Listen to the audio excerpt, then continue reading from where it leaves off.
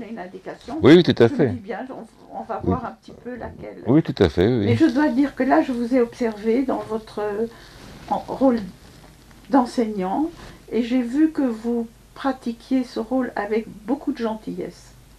Ça m'a frappé.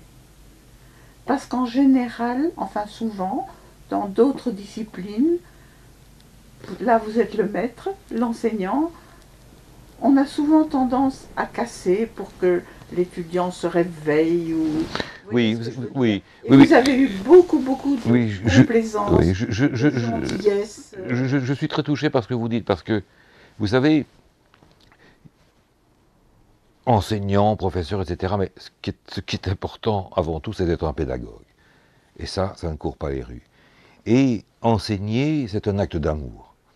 Et vous savez, après tant d'années d'enseignement, plus de 33 ans aujourd'hui, autant le dessin à l'Académie des Beaux-Arts de Charleroi que, comme nous l'évoquons ici, la peinture à l'Académie royale des Beaux-Arts de Bruxelles, vous savez, j'en ai vu des membres de jury, hein, et même parfois d'anciens élèves qui sont tout fraîchement présents dans un jury. J'en ai vu des membres de jury qui pensent que parce qu'ils vont mettre 55 ou 40 sur 100, vont s'affirmer.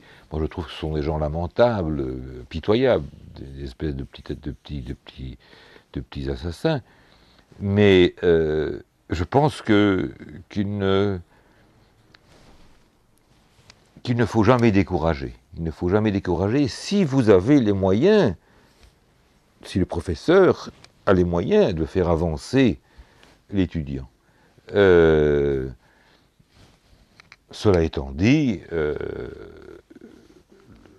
la gentillesse n'exclut pas le côté strict et la gentillesse ne veut pas dire complaisance. Non, mais c'est vrai que... je ne peux dire que gentillesse. Oh, très bien. Parce que...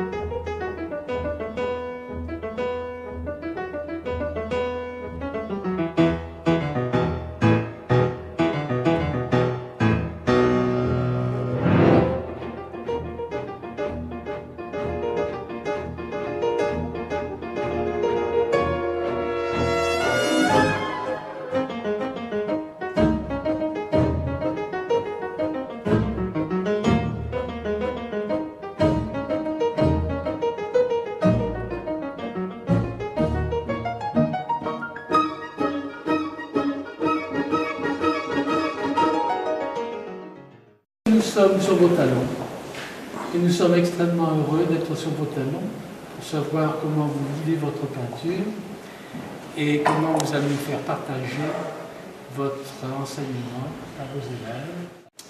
Alors, je sais que pour vous aujourd'hui c'est une après-midi un peu spéciale. Si j'ai bien compris, vous êtes en 4e année de peinture, donc vous allez subir les critiques de votre maître et nous allons participer à ce moment joyeux.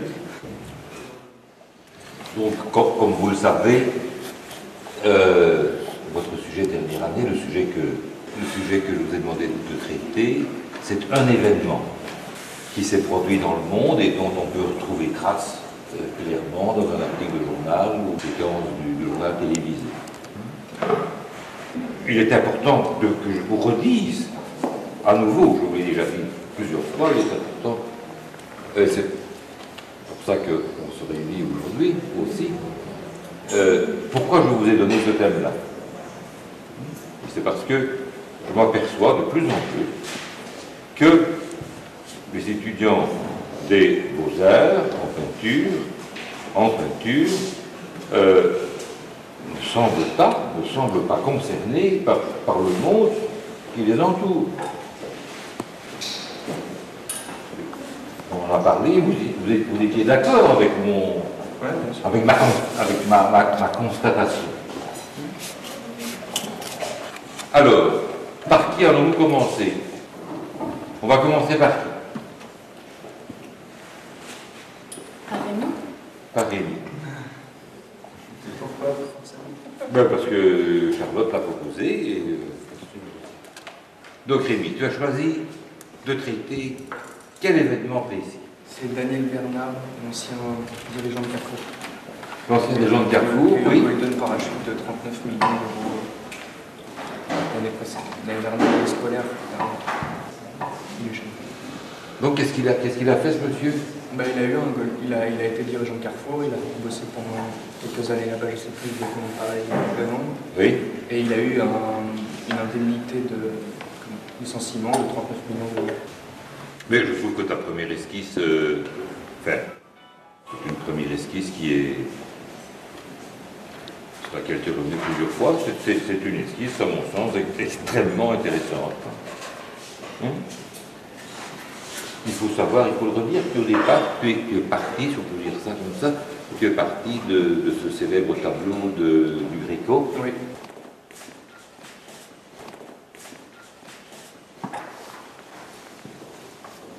Et tu comptes, dans le tableau que tu vas réaliser en finalité, tu comptes rester dans le noir et blanc? Non, non, non. Pourquoi pas? Parce que j'arrête pas de faire ça en ce moment, j'ai envie de retourner à la couleur. Oui, Et moi je travaille aussi en noir et blanc. Oui, mais c'est pas une réponse ici, il s'agit de mener à bien un tableau. Le noir et blanc apporte toujours une ambiance dramatique qui sied à ce sujet. Et je resterai sombre, ça c'est sûr. Oui, mais noir et blanc, ça ne veut pas dire sombre. Le noir et blanc, c'est-à-dire le noir et blanc apporte quelque chose. Ça ne veut pas dire qu'il ne peut pas y avoir des parties qui, elles, seraient traitées en couleur. Je resterai en partie dans certains endroits qui le demandent en noir et blanc. On en a déjà parlé plusieurs fois du personnage central, qui est en fait le personnage clé un des personnages clés du sujet que tu traites.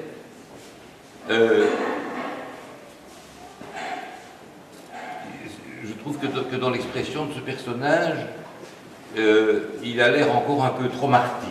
Ouais. Hein? Il rigole. Ce type est le vainqueur, Ouais, si. en un certain sens. Mais là, il est un peu trop le martyr, tu vois. Et ça, là, tu parles un peu à contre-courant de ce que tu veux montrer et à la rigueur, éventuellement, dénoncer.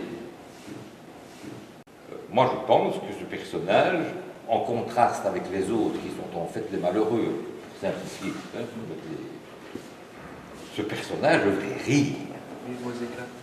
Aux éclats. Enfin, oui, ce personnage devrait avoir une expression tout à fait différente des autres.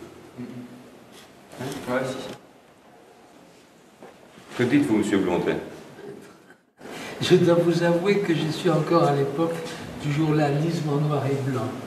Donc pour moi, cette scène de la vie, ce reportage en noir et blanc me satisfait, hein, si je peux me permettre un jugement. Hein. C'est un cliché d'une situation et je le vois très bien en noir et blanc, je le vis très bien en noir et blanc.